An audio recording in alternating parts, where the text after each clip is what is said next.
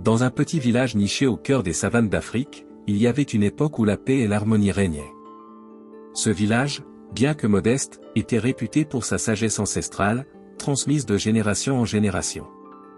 Les habitants vivaient simplement, mais leur cœur était rempli de valeurs profondes, respect de la nature, solidarité entre voisins, et une grande sagesse tirée de l'expérience des anciens. Un jour, la sécheresse s'abattit sur la région.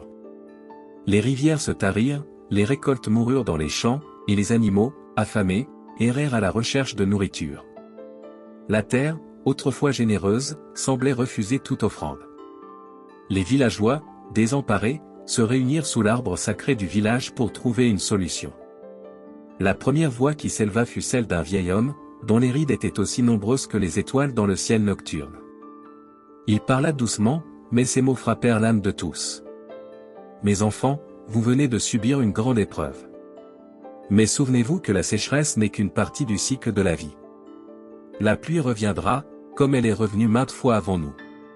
Ce n'est pas la sécheresse qui nous détruit, mais ce que nous choisissons de faire avec elle. » Les villageois écoutèrent attentivement, mais le vent apporta bientôt une autre voix, plus jeune, celle d'un fermier qui avait perdu sa récolte et qui était bouleversé. Que devons-nous faire alors? Comment surmonter cette épreuve? Le vieux sage, avec un regard empreint de calme, répondit. Ce n'est pas une seule personne qui peut sauver un village. C'est la communauté entière, qui, dans l'unité, trouvera la force d'affronter l'adversité. Regardez autour de vous. Si nous nous partageons ce qui reste, si nous nous aidons les uns les autres, si nous écoutons la terre, elle nous parlera.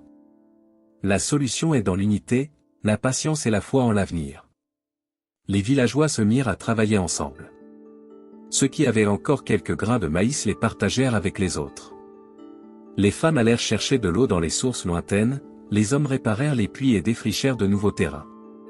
Les enfants s'occupèrent des plus vieux, et, jour après jour, un réseau de solidarité se tissa. Les anciens, durant ces moments difficiles, racontaient des histoires qui apportaient des enseignements précieux.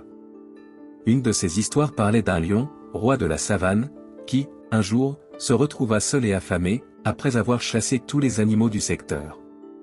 Il se rendit compte que sa force seule ne suffisait pas. Ce n'est qu'en demandant de l'aide aux autres animaux, en unissant ses forces avec celles des autres, qu'il réussit à retrouver son royaume prospère. Le temps passa, et la sécheresse toucha bientôt à sa fin. Les rivières retrouvèrent leur cours, les champs reverdirent, et la terre retrouva sa générosité.